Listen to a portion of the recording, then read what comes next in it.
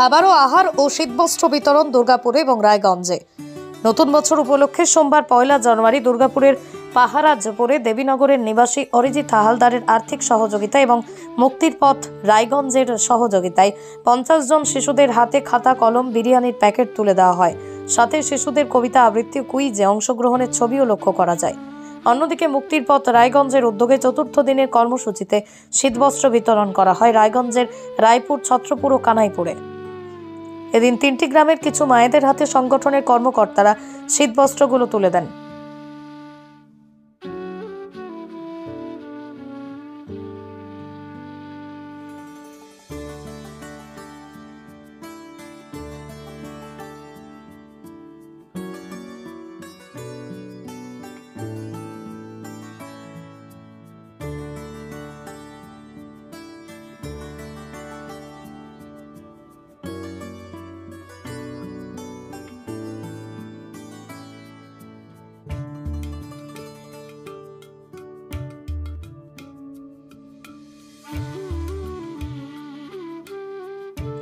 এদিনের কর্মসূচিতে উপস্থিত ছিলেন অরিজিৎ হালদার, এছাড়াও মুক্তির পথের সভাপতি প্রণব কুমার দেবনাথ, সহ সম্পাদক শান্তনু চক্রবর্তী, আহার কর্মসূচির সম্পাদক অমর চক্রবর্তী, সদস্য নয়ন দাস, সীমান্ত ঘোষ, শ্রীনাথ বন্ধু দাস, রাহুল দেবনাথ এবং প্রসেনজিৎ দাস, এছাড়াও আরও অনেকে। আহার বিতরণ প্রসঙ্গে অরিজিৎ হালদার কি বললেন, শুনুন বিস্তারিত। আমার নাম হচ্ছে অরিজিৎ হালদার, আমার বাড়ি দেবীনগর। আজ প্রথম বছর উপলক্ষে, বছরের প্রথম দিন উপলক্ষে, 2024 সালের প্রথম দিন উপলক্ষে আমার মনে হলো যে কিছু দুস্থ বাচ্চাদের খাওয়ানো উচিত, যারা অনেক দিন ধরে কিছু খায়নি ভালো মতন মনে হলো। সেই হিসেবে আমি বেকিডাঙ্গা এলাকায় স্কুলটার পাশে এক জায়গায় আমি কিছু দুস্থ বাচ্চাদের ওদের কিছু করলাম কর্মসূচি, মানে খাতা কলম দেওয়া এবং একটু কিছু যতটা আমার পক্ষে সম্ভব ছিল সেটুকু হিসেবে আমি যতটা পারলাম খাওয়ালাম তাদেরকে। আমার ফ্যামিলির কিছু মেম্বার ছিলেন, আমার মা, আমার বউ, আর আমাদের মুক্তির পথ এই এনজিওর কিছু ভাইয়েরা ছিলেন আমার সাথে, এবং ওরা খুব হেল্প করেছে, যার জন্য জিনিসটা আমার পক্ষে সক্ষম হয়েছে জিনিসটা আগিয়ে নেওয়া যাওয়া। মোটামুটি 50 জনের কাছাকাছি দুস্থ বাচ্চারা ছিল না, কিছু বৃদ্ধ বয়স্ক মহিলা ছিলেন, তাদেরকেও দেওয়া হয়েছে। এবং বাচ্চাদেরকে যতটা পেরেছি ওদেরকে উৎসাহিত করে ওদের মধ্যে আবৃত্তি, কবিতা যতটুকু করানো যায় ওটুকু করিয়ে লাস্টে যা পেরেছি খাতা কলম ডিস্ট্রিবিউট করেছি এবং আমার সাধ্য মতন যেটা পেরেছি আর কি খাইয়েছি। কেমন লাগলো এই ধরনের কর্মসূচি করতে পেরে? খুব আনন্দিত হয়েছি এবং খুব আনন্দ উপভোগ করছি নিজের, এখন স্যাটিসফ্যাকশন মনে হচ্ছে, কিছু ভালো লাগছে। বছরের প্রথম দিনে এরকম কিছু করে ভালো লাগছে ব্যাপারটা। ইচ্ছা আছে আর ভবিষ্যতে কিছু করার, যখন যেরকম করে পারবো সময় অনুসারে।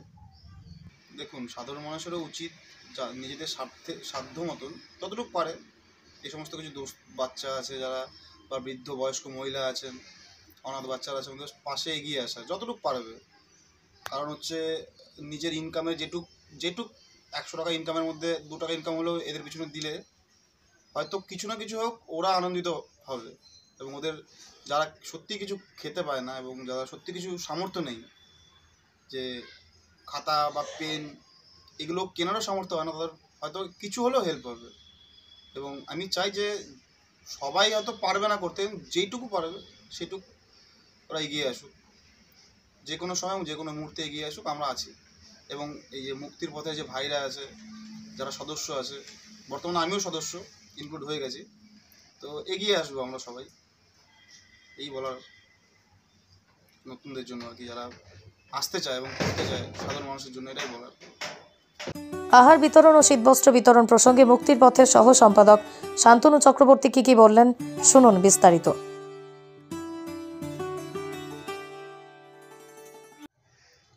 দাদা, আপনার নাম? নমস্কার, আমার নাম শান্তনু চক্রবর্তী, আমি মুক্তির পথ রায়গঞ্জ সংস্থার সহ সম্পাদক।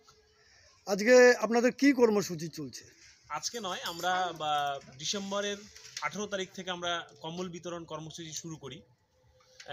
রাত্রিকালীন যে সমস্ত পথচারীরা রয়েছেন তাদের হাতে আমরা কম্বল তুলে দিই, অসহায় যারা রয়েছেন। এটা আমরা 18 তারিখ থেকে শুরু করেছিলাম ডিসেম্বরের, এবং রাত্রে ইটাহার, রায়গঞ্জ, ইটাহার রায়গঞ্জের রেল স্টেশন, রায়গঞ্জ হসপিটাল, ইটাহারের বিভিন্ন জায়গা এবং ন্যাশনাল হাইওয়ে এইসব জায়গাতে।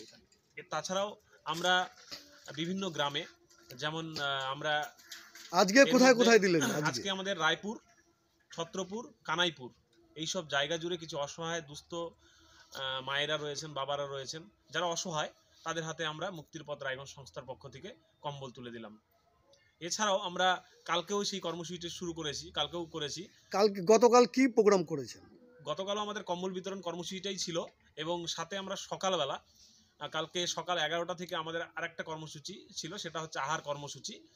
আমাদের একজন উনি নতুন বছরকে সামনে রেখে কিছু অসহায় দুস্থ বাচ্চাদের, প্রায় 50 জন দুস্থ অসহায় বাচ্চা এবং সাথে কিছু বৃদ্ধ মা বাবাকে খাওয়ানোর ব্যবস্থা করে এবং যারা ছোট বাচ্চারা রয়েছেন, যারা নতুন পড়াশোনা স্কুলে যাচ্ছেন বা যারা এখানে উপস্থিত ছিল বাচ্চারা, তাদের হাতে খাতা এবং কলম তুলে দেওয়া হয়। আমাদের এই কর্মসূচি আর কম্বল বিতরণ যেটা কর্মসূচি, সেটা লাগাতার আমাদের করতেই থাকবো আমরা। তো কেমন লাগছে এই ধরনের কর্মসূচি করতে পেরে আপনাদের? একদম নিঃসন্দেহে ভালো লাগা, কারণ এইসব অসহায় মানুষদের পাশে থাকা একটা সত্যি আনন্দের। সব থেকে বড় যদি শান্তি কিছু হয়, সেটা হলো এই কর্মসূচি, যেখানে একটা মানসিক শান্তি পাওয়া যায় যে কিছু অসহায় মানুষদের অন্তত আমরা পাশে দাঁড়াতে পারছি। আর সব থেকে বড় বিষয় হলো মুক্তির পথ রায়গঞ্জ সংস্থার পাশে আমরা শুধুমাত্র একটা ভূমিকা পালন করছি। আমাদের সাথে অনেক মানুষ যারা আছেন, যারা হয়তো এই পর্দায় আসছেন না, কিন্তু অনেকেই আছেন যারা সহযোগিতা করছেন। অসংখ্য ধন্যবাদ তাদেরকে, যে তারা এইভাবে সহযোগিতা করছে বলেই মুক্তির পথ রায়গঞ্জ আজকে অসহায় মানুষদের পাশে দাঁড়াতে পারছে। এবং আগামী দিনে আমি একটা কথাই বলবো তাদের উদ্দেশ্যে, যে এইভাবেই আপনারা পাশে থাকুন, মুক্তির পথ রায়গঞ্জ সংস্থার পাশে থাকুন। আগামী দিনে মুক্তির পথ রায়গঞ্জ সংস্থা যেন আরও বিভিন্ন অসহায় মানুষের কষ্ট নিবারণে একটা স্তম্ভ হয়ে দাঁড়াতে পারে।